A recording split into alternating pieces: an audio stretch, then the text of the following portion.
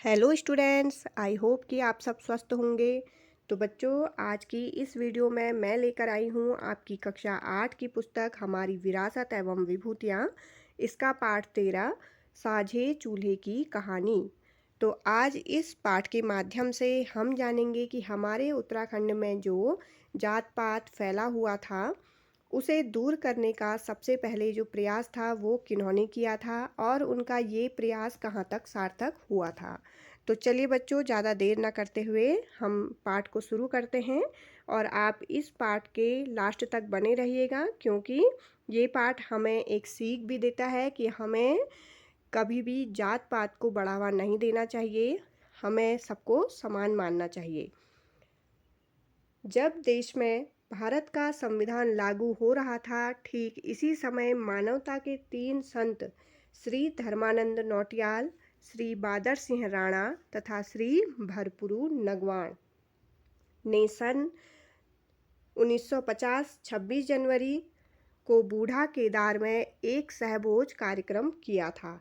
यानी कि जो हमारे उत्तराखंड के उस समय ये महान श्री धर्मानंद नौटियाल जी, उन्हें संत भी कहा जाता था, बादर सिंह राणा, श्री भरपुरु नागवाण, इन्होंने 26 जनवरी 1950 को, यानी कि जब हमारे देश का संविधान लागू हुआ था, उस दिन बूढ़ा केदार जो उत्तराखंड में है वहाँ पर एक सहभोज, यानी कि जहाँ पर साथ साथ भोजन किया जाता है, वह कार्यक्रम उन्होंने किया था, जिसमें दलितों ने भी सहभाग किया। किंतु कट्टर रूढ़िवादियों ने इन तीनों सहित कुछ लोगों का सामाजिक बहिष्कार कर दिया। तो उस समय हमारे उत्तराखंड में भी बहुत ज़्यादा रूढ़ियाँ फैली हुई थी, तो उन रूढ़ियों को मानने वाले कुछ लोगों ने उन लोगों का बहुत ज़्यादा बहिष्कार किया कि इस तरह का जो सहभोज है वह आप मत करिए। मानवता के पुजारियों के हौसलों में कहाँ कमी आने वाली थी। गांव में घूम घूम कर वे महात्मा गांधी के भजनों को गाते और आपसी भेदभाव मिटाने के लिए लोगों को प्रेरित करते थे। तो जो लोग उस समय जातिवाद का विरोध कर रहे थे, वो लोग क्या कर रहे थे, उन्होंने जो सामाजिक बहिष्कार हुआ था उस समय उनका, उससे वो बिल्कुल भी नहीं डरे और वे महात्मा गांधी जी जो कि हमेशा जातिवाद का खंडन करते रहे थे, तो उनके वो भजनों को गाते रहे और आपसी भेदभाव को मिटाने के लिए वो लोगों को प्रेरित करते रहते थे। ये वो समय था जब समाज में अस्पृश्यता एवं जाति भेद की संकीर्णताओं की बुनियाद इतनी गहरी थी कि उससे बाहर निकलना आसान नहीं था। संभावना ढूंढने वाले फिर भी उम्मीद खोज लेते हैं। इस सामाजिक क्रांति के जनक बूढ़ा केदार थाती गांव के धर्मानंद नौटियाल जी थे। इनकी सादगी के कारण उन्हें संत भी कहा जाता था। गांव में तब इनकी एक छोटी दुकान हुआ करती थी, जिसमें अक्सर सार्थक चर्चाएं होती रहती थी। यहाँ पर अलग अलग जातियों के लिए 3 हुक्के तमाकू पीने के लिए रखे रहते थे। तो उनकी जो दुकान थी वहाँ पर 3 हुक्के तमाकू से भरे हुए रखे हुए थे, जो कि किन किन के लिए थे, एक ब्राह्मणों के लिए, दूसरा राजपूतों के लिए और तीसरा शिल्पकारों के लिए। आपसी बातचीत करते हुए शिल्पकार भरपुरु नगवार ने धर्मानंद नौटियाल से पूछा। अब एक दिन वहाँ पर एक शिल्पकार आए उनकी दुकान पे, जिनका नाम था भरपुरु नगवार। उन्होंने नौटियाल जी से पूछा कि यहाँ अलग अलग हुक्कों की क्या आवश्यकता है। धर्मानंद नौटियाल ने उत्तर दिया कि कोई आवश्यकता नहीं, मैं कल से दुकान में एक ही हुक्का रखूँगा। तो धर्मानंद नौटियाल जी, उन्होंने कहा, हाँ शायद ये 3 हुक्के होने की यहाँ पर आवश्यकता नहीं है, तो मैं कल से यहाँ पर केवल एक ही हुक्का रखूँगा। इसी में सभी जाति के लोग एक साथ हुक्का पिएंगे। कभी कभार दुकान पर अखबार उस जमाने में आ जाता था, जिसे स्वयं धर्मानंद नौटियाल जोर जोर से पढ़ते और अन्य लोगों को वो सुनाते थे। तो धर्मानंद जी ने अखबार पढ़ा और कहा कि देश अब आज़ाद है। तो उन्होंने अखबार के माध्यम से बताया सबको, जितने भी लोग वहाँ पर आए हुए थे उनकी दुकान में, कि हमारा जो भारत देश है वह अब आज़ाद हो चुका है। अब समाज में न कोई छोटा है और न कोई बड़ा, सब समान है। पास बैठे भरपुरु नगवार ने कहा, कहने और करने में अंतर होता है। यदि ऐसा है तो क्या आप मुझे अपने चूल्हे पर खाना खिला सकते हो? तो देखिए, धर्मानंद जी क्या थे? ब्राह्मण जाति से थे। और जो नगवार जी थे, भरपुरु नगवार जी थे, वो शिल्पकार थे। तो उन्होंने उनसे पूछा कि क्या आप मुझे अपने चूल्हे पर खाना खिलाओगे? धर्मानंद जी ने कहा, हाँ, खिला सकता हूँ। आप कल दोपहर में हमारे घर आइएगा। भरपुरु नगवार में सामाजिक चेतना एवं साहस तो था ही। वे उनके घर पर गए। उन्हें धर्मानंद जी सीधे अपनी रसोई में ले गए और मान सम्मान के साथ खाना खिलाया। उनकी पत्नी सतेश्वरी देवी मायके से गांधीवादी विचारधारा की थी। थोड़ी असहजता के साथ सम्मान से रसोई में उन्होंने खाना उन्हें खिलाया। ठीक इसी समय गांव के एक महिला पर देवता का आवेश भी आया, किंतु मानवता के पुजारियों को तो सामाजिक क्रांति लानी थी। वे अपने विचारों पर अडिग थे। आखिरकार इन दो प्रश्नों के उत्तरों से जन्म हुआ एक सामाजिक क्रांति का। वैचारिक मित्रता सामाजिक मित्रता में बदल गई। दोनों को समाज ने प्रताड़ित किया, क्योंकि देखिए, धर्मानंद भट्ट जी और नगवार जी, उन दोनों ने एक साथ क्या किया था? भोजन किया था। जो कि धर्मानंद भट्ट जी ब्राह्मण जाति से थे और नगवार जी क्या थे? थोड़ी छोटी जाति के थे। तो उनका पूरे समाज ने उन्हें बहुत बुरा वगैरह बोला था। इस कड़ी में सयाणा परिवार के ठोकदार बादर सिंह राणा भी सामाजिक अस्पृश्यता निवारण हेतु जुड़ गए।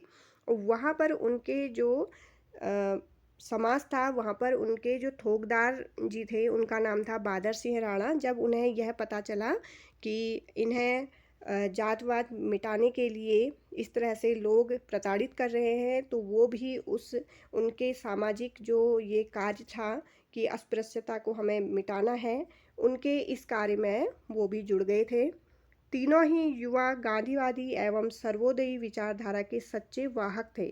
उन्होंने इतने अधिक भेदभाव में अपमान तो झेला, किंतु भाईचारे एवं मानववाद की विचारधारा का त्याग नहीं किया।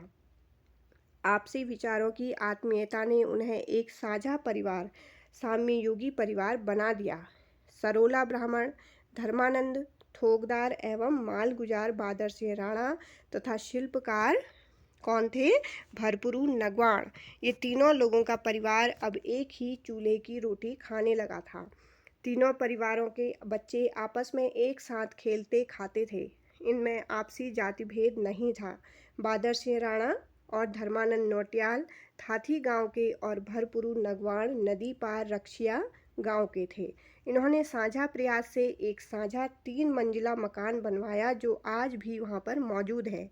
गांव के एक 80 वर्षीय वृद्ध पूरण दास जी ने बताया कि इस 3 मंजिले मकान के लिए पत्थर आदि वे भी लाए थे। इस भवन में एक गौशाला भी थी, जिसके लिए हम सब घास काट कर लाते थे। मैंने तीनों के साझे पारिवारिक प्रेम को देखा है। सामाजिक समरसता का ऐसा अद्भुत उदाहरण देश दुनिया में बहुत कम मिलता है। वह भी एक ब्राह्मण, एक जो ठोकदार थे वो ठाकुर थे, और एक दलित का।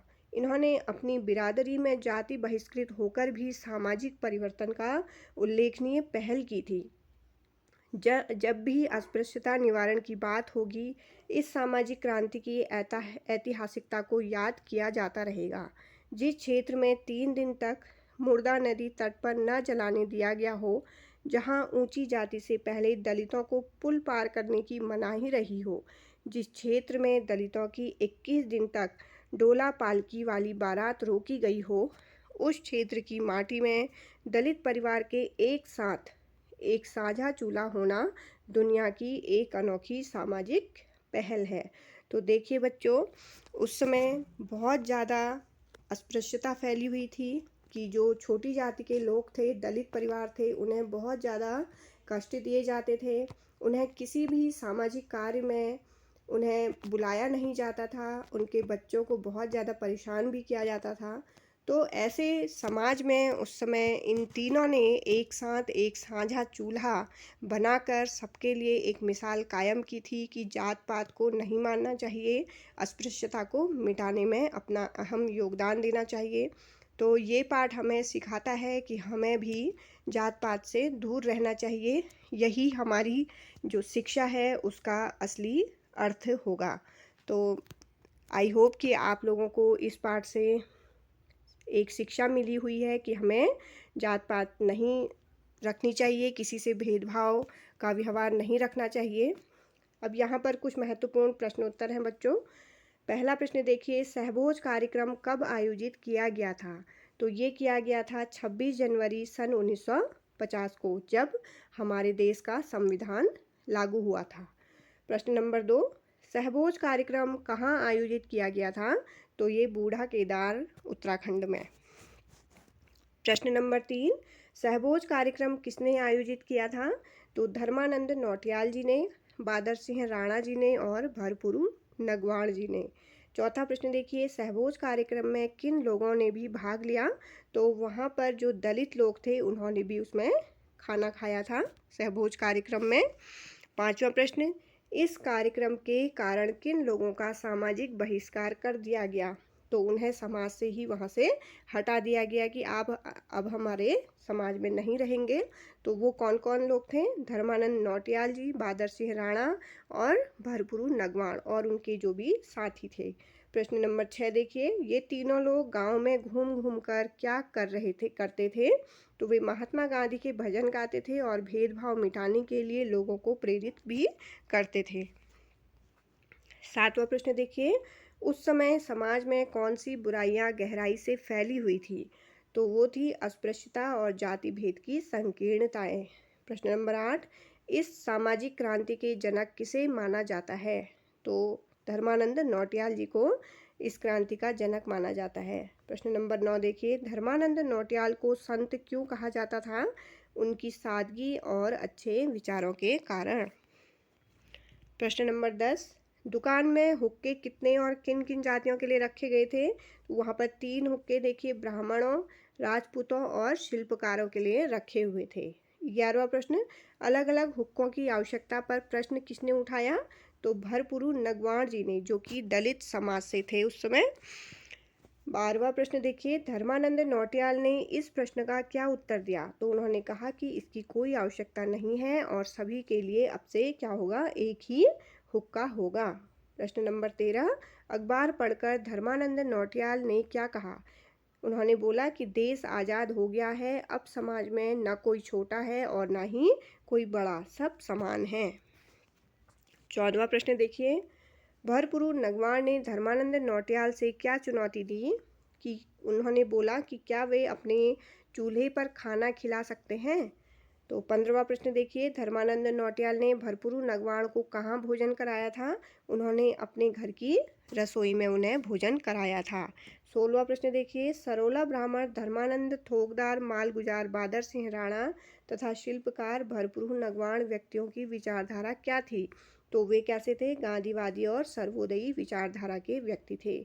17वां प्रश्न, तीनों ने मिलकर कैसा मकान बनाया था? उन्होंने एक साझा 3 मंजिला मकान वहाँ पर बनवाया।